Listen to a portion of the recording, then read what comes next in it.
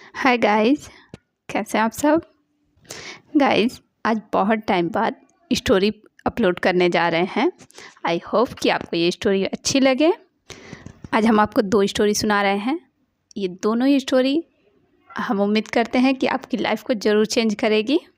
Actually ये story मैंने भी सुनी थी, तो सोचा इस बार आपको सुना दूँ। स्टोरी सुनाने से पहले आप मेरे चैनल पर नए हैं तो चैनल को सब्सक्राइब कर लें और पास में लगे बेल आइकन को भी प्रेस कर दें ताकि हमारे हर नए वीडियो की नोटिफिकेशन आपको मिलती रहे। और वीडियो अच्छी लगे तो इसे लाइक, शेयर और कमेंट ज़रूर कीजिएगा। और आप सबके पास भी अगर कोई भी स्टोरी हो तो आप हमारे साथ ज़रूर शेयर कीजिएगा। आप हमें ईमेल कर सकते हैं और इंस्टाग्राम पर भी शेयर कर सकते हैं। तो चलिए पहली स्टोरी सुनाते हैं, फांसी की सज़ा। एक बार की बात है, यूनान के सम्राट किसी बात पर अपने वजीर से नाराज़ हो गए। नाराज़गी में उन्होंने वजीर के लिए फांसी की सज़ा का ऐलान कर दिया। फांसी का समय शाम के 6 बजे मुकर्रर किया गया। फांसी की सज़ा दिए जाते इस टाइम वजीर दरबार में मौजूद नहीं था। सम्राट ने सैनिकों को आदेश दिया, जाओ जाकर वजीर को बता दो कि शाम को ठीक 6 बजे फांसी पर लटका दिया जाएगा। सम्राट का आदेश मानकर सैनिक की एक टुकड़ी वजीर के घर पहुंची। उसके घर को चारों ओर से घेर लिया गया। कुछ सैनिक घर के अंदर गए। अंदर जाने पर उन्होंने देखा कि वहाँ तो जश्न का माहौल है। उस दिन वजीर का जन्मदिन था। उसके घर पर रिश्तेदारों और दोस्तों की चहल पहल थी। संगीत बज रहे थे, नाच गाना चल रहा था। पूरे घर में पकवान की खुशबू फैल रही थी। कुल मिलाकर वहाँ का माहौल खुशनुमा था। फिर सैनिकों ने भरी महफिल में ऐलान कर वजीर को फांसी की सज़ा के बारे में बताया। ये भी बताया कि फांसी शाम 6 बजे दी जाएगी। ये ऐलान सुनकर वहाँ मौजूद हर शख्स हैरान रह गया। फ़ौरन संगीत और नाच गाना बंद कर दिया गया। रिश्तेदार, दोस्त और परिवार के लोग उदास हो गए। तभी कमरे में छाई उदासी के बीच वजीर की आवाज़ गूंजी, ऊपर वाले का लाख लाख शुक्रिया कि उसने फांसी के लिए शाम 6 बजे तक का वक्त दे दिया। तब तक हम सब जश्न मना सकते हैं। वजीर की बात सुनकर दोस्तों, रिश्तेदारों और परिवारजनों ने कहा, कैसी बात कर रहे हो, फांसी की सज़ा सुनाई गई है तुम्हें और तुम जश्न मनाना चाहते हो। फिर वजीर ने किसी तरह सबको समझाया और जश्न फिर से शुरू करवाया। दोस्त उदास थे लेकिन वजीर की खुशी के लिए जश्न में शामिल हो गए। ये खबर सैनिकों द्वारा सम्राट तक पहुंच गई। सम्राट पूरा माजरा जानने के लिए वजीर के घर पहुंच गया। वहां पहुंचकर जब उन्होंने सबको जश्न मनाते हुए देखा तो वह भी दंग रह गए। उसने वजीर से कहा, तुम पागल हो गए हो क्या? शाम 6 बजे तुम्हें फांसी पर लटका दिया जाएगा और तुम जश्न मना रहे हो। फिर वजीर ने बड़े ही अदब से बोला, हुजूर, आपका बहुत बहुत शुक्रिया कि आपने फांसी का वक्त शाम 6 बजे मुकर्रर किया। इस तरह मुझे शाम 6 बजे तक का वक्त मिल सका, और अगर आप मुझे ये वक्त ना देते तो मैं अपने परिवार, दोस्तों और रिश्तेदारों के साथ जश्न कैसे मना पाता। फांसी पर लटकने से पहले मेरे पास शाम तक का वक्त है, ये मैं क्यों जाया करूं?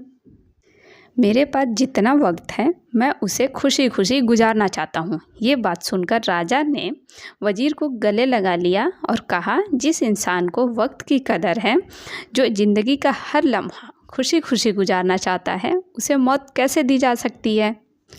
उसे जीने का पूरा हक है।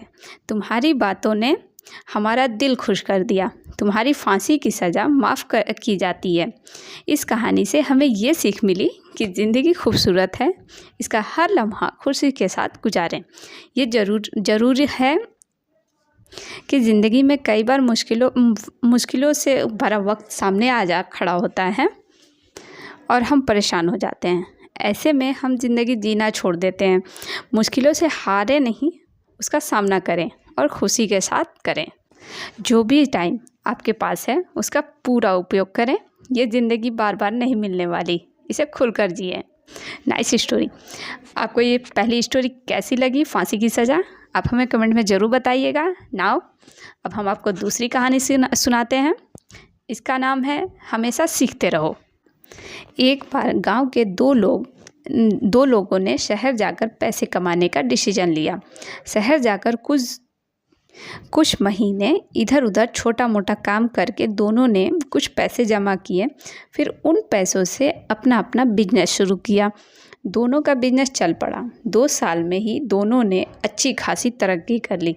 बिजनेस में तरक्की देखकर पहले आदमी ने सोचा कि अब तो मेरा काम चल पड़ा है, अब तो मैं तरक्की की सीढ़ियाँ चढ़ता चला जाऊंगा।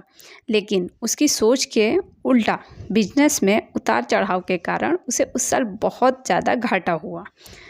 अब तक आसमान में उड़ रहा वह आदमी अचानक ज़मीन पर आ गिरा।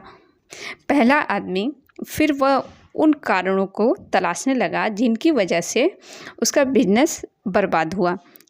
सबसे पहले उसने उस दूसरे आदमी के बिजनेस का पता लगाया जिसने उसके साथ ही बिजनेस शुरू किया था। वह ये जानकर हैरान रह गया कि इस उतार चढ़ाव में और मंदी के दौर में भी उसका बिजनेस तरक्की में है उस दूसरे आदमी का।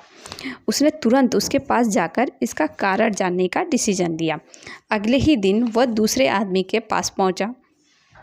दूसरे आदमी ने उसका खूब आदर सत्कार किया और उसके आने की वजह पूछी। तब पहला आदमी बोला, दोस्त, इस साल मेरा बिजनेस बाजार की मार नहीं झेल पाया और बहुत घाटा झेलना पड़ा। तुम भी तो इसी बिजनेस में हो। तुमने ऐसा क्या किया कि इस उतार चढ़ाव के दौर में भी तुमने मुनाफा कमाया? ये बात सुनकर दूसरा आदमी बोला, भाई मैं तो बस सीखता जा रहा हूँ अपनी गलती से भी और साथ ही दूसरों की गलतियों से भी। जो परेशानी सामने आती है उसमें से भी सीख लेता हूँ। इसीलिए जब दोबारा वैसी परेशानी सामने आती है तो उसका अच्छे से सामना कर पाता हूँ और इसी कारण मुझे नुकसान नहीं उठाना पड़ता। बस ये सीखने की चाहती है कि जो मुझे जीवन में आगे बढ़ाती जा रही है। दूसरे आदमी की बात सुनकर पहले आदमी को अपनी भूल का एहसास हुआ।